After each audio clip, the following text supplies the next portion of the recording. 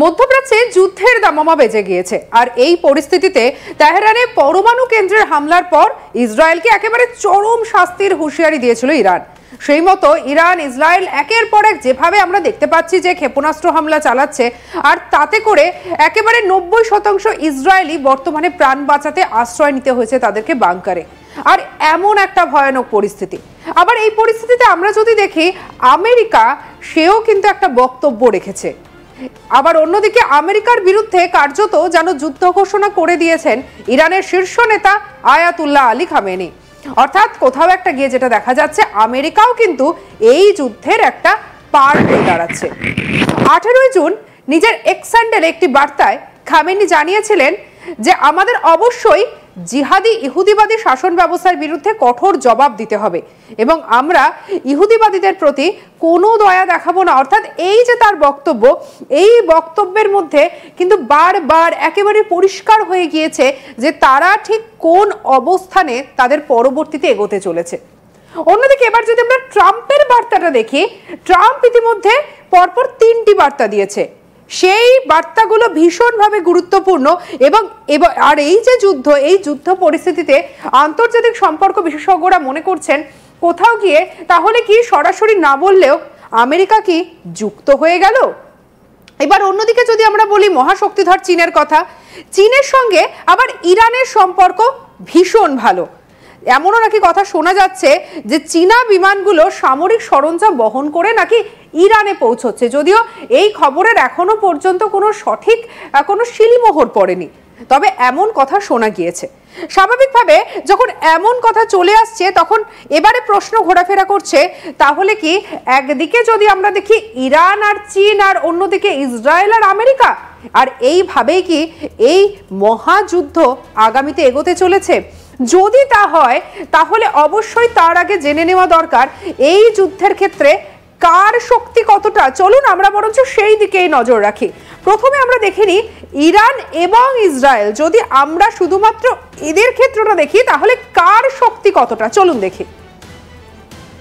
এবারে যদি আমরা দেখি তাহলে যেটা দেখা যাচ্ছে যে ইরান বিশ্বের সামরিক দিক থেকে টোটাল 145টা দেশের মধ্যে 16তম স্থানে রয়েছে, অর্থাৎ আমরা বলছি এই ইরানের কথা।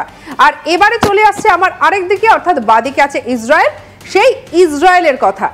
ইসরায়েল বিশ্বে দেখা যাচ্ছে যে 15তম স্থানে তাদের জায়গা করেছে। চলুন এবারে দেখি তার পরেরটা। প্রতিরক্ষা খাতে ইরান এবং ইসরায়েল এই দুই দেশে প্রচুর পরিমাণে অর্থ ব্যয় করে। বাৎসরিক যদি তাদের এই সামরিক বাজেটের জায়গাটা দেখি তাহলে দেখা যাচ্ছে যে ইরানের তুলনায় ইসরায়েলের ব্যয় কিন্তু দ্বিগুণেরও বেশি।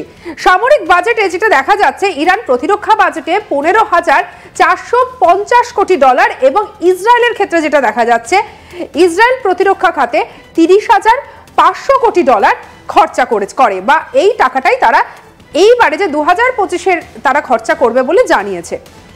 এবারে অন্যদিকে গ্লোবাল ফায়ার পাওয়ার জানাচ্ছে যে সৈন্য সংখ্যার যদি আমরা হিসাব দেখি সেই হিসাবে ইসরায়েলের চেয়ে এগিয়ে আছে ইরান।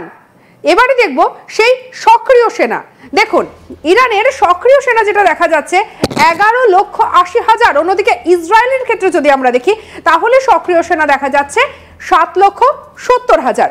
অন্যদিকে ইরানের রিজার্ভ সেনা যদি দেখা যায় তাহলে সেই রিজার্ভ সেনা দেখা যাচ্ছে 3,50,000 এবং যদি আমরা ইসরায়েলের রিজার্ভ সেনা দেখি সেক্ষেত্রে দেখা যাচ্ছে 4,65,000। এরপরে চলে আসছে আধা সেনা। কোন দেশ কতটা আধা সেনা রাখে সেটাও কিন্তু ভীষণভাবে গুরুত্বপূর্ণ।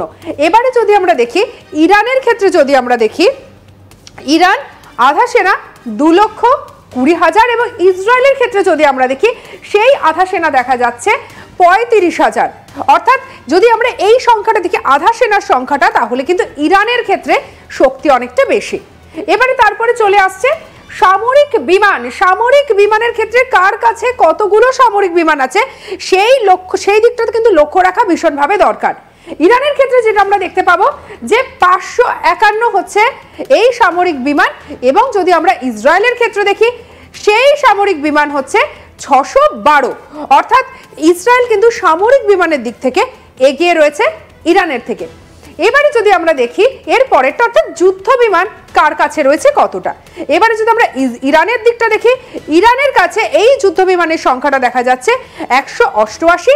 এবং এবার যদি আমরা ইসরায়েলের দিকটা দেখি তাহলে ইসরায়েলের ক্ষেত্রে এই যুদ্ধ বিমানের সংখ্যা হচ্ছে 240টা। আবার এখানেই কিন্তু শেষ নয়, অবশ্যই এবার আমাদেরকে নজর রাখতে হবে অ্যাটাকিং বিমান কার কাছে আছে কতটা।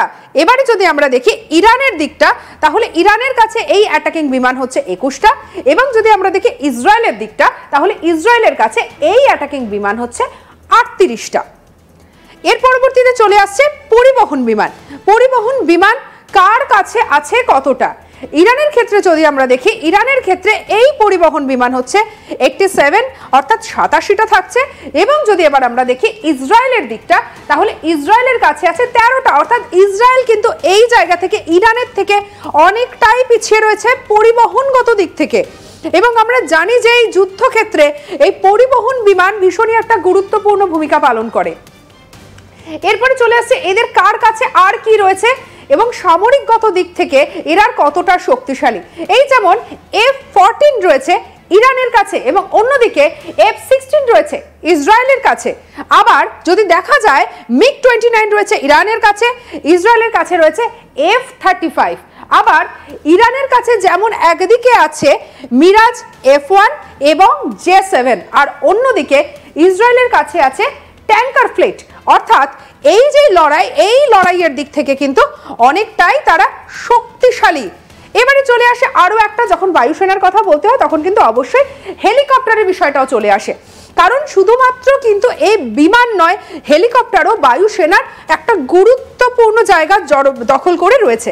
ইরানের ক্ষেত্রে এবার যদি আমরা দেখি এই হেলিকপ্টার রয়েছে 128টা এবং আমরা যদি দেখি ইসরায়েলের দিকে তাহলে সেখানে চলে আসছে 147টা। অর্থাৎ ইসরায়েলের কাছে কিন্তু হেলিকপ্টার অনেকটাই পরিমাণে বেশি রয়েছে, সংখ্যায় বেশি রয়েছে। অন্যদিকে এবারে যদি আমরা চলে আসি অ্যাটাক হেলিকপ্টার অর্থাৎ যে কোনো ধরনের যখন এরকম যুদ্ধমূলক যখন পরিস্থিতি সেই সময় অ্যাটাক হেলিকপ্টারের গুরুত্ব ভীষণ ভীষণ।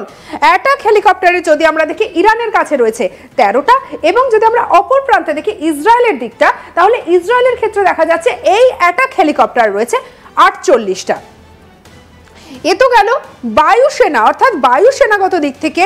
আকাশে যদি লড়াই করতে হয়, যদি যুদ্ধ করতে হয় তাহলে এই দুই দেশের কাছে আসলে কি রয়েছে এবং আমরা যদি এই দুই দেশের যদি আমরা পুরো সংখ্যাটা দেখি তাহলে কিন্তু দেখা যায় খুব বেশি যে আমরা পার্থক্য দেখতে পাচ্ছি সেটা কিন্তু নয়। এবং আমরা জানি যে এক দেশ 15তে এবং এক দেশ 16তে এই সামরিকগত দিক থেকে দাঁড়িয়ে রয়েছে।